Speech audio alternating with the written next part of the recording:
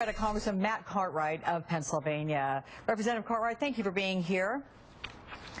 So you described lawmakers. It's my pleasure, Alex. How are you today? Well, I'm well, thank you, but we got to get to this business of the sequester, because I know that you've described lawmakers as being on vacation when they are, dealing with the sequester. It's hanging over the economy. And you say, like the airplane we are flying is going down and we're taking a break to watch the in-flight movie.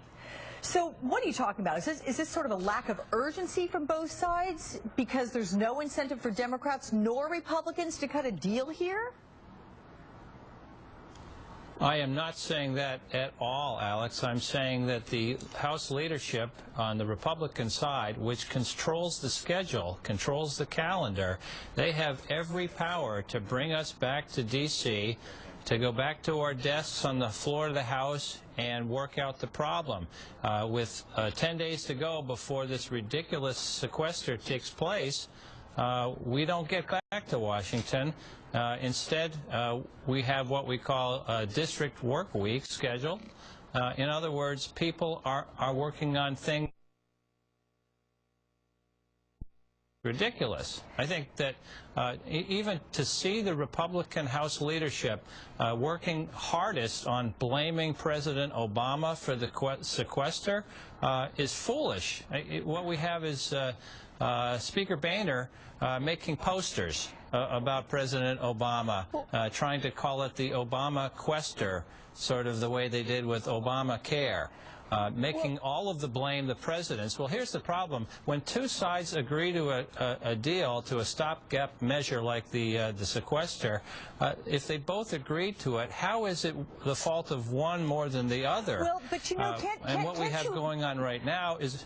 But can't you even look at, look, you're a freshman congressman. There was a lot of hope, a lot of sense of change. Things might be different. I know a lot of you came in saying, we're going to make a difference now. Do you get any sense that both sides want to work together to try to resolve this problem?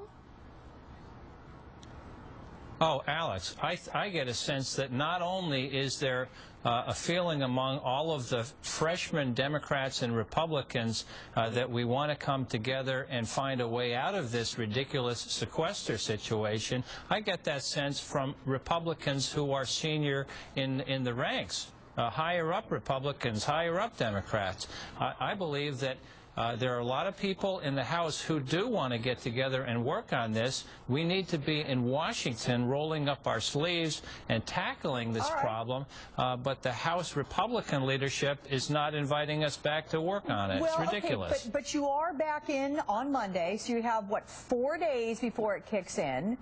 What's going to get done? If you're correct, sir, if you're saying a lot of people, is it the majority that you sense, or is it just a powerful few that seem to be digging in their heels? Give me a sense of that, and whether you think this thing will get done by Friday. Well, there's no doubt. There are some hardliners from the right who actually think it would be a good idea for the sequester to take place. I think that's outrageous. We're talking about a sequester. On the last program, before the top of the hour, you had somebody describing the economy like a cancer patient. Well, you can use that analogy here. The sequester with indiscriminate cuts means that you've got to cut something out. And all we're giving the surgeon is a meat cleaver instead of a scalpel. Nobody in any kind of responsible position would let that sequester go through.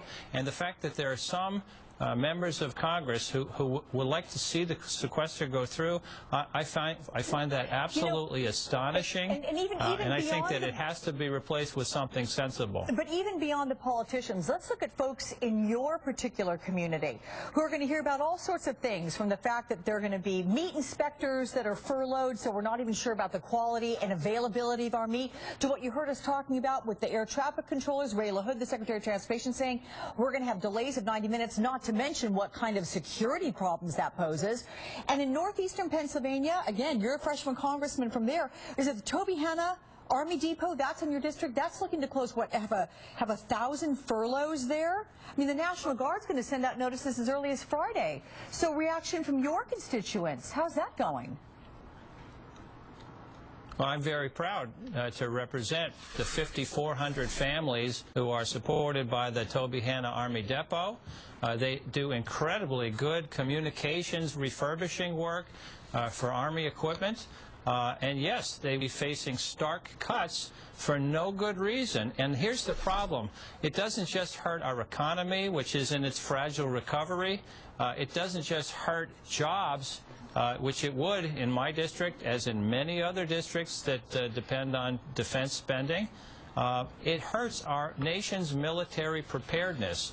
We don't want to be doing this. We want to be doing something sensible. We need to get back to Washington, and we're counting on the Republican House leadership to come to its senses, stop blaming each other, and find our way forward out of this mess. All right, well, we'll be watching come Monday. Democratic Congressman of Pennsylvania, Matt Cartwright, thanks so much for your time. Appreciate it.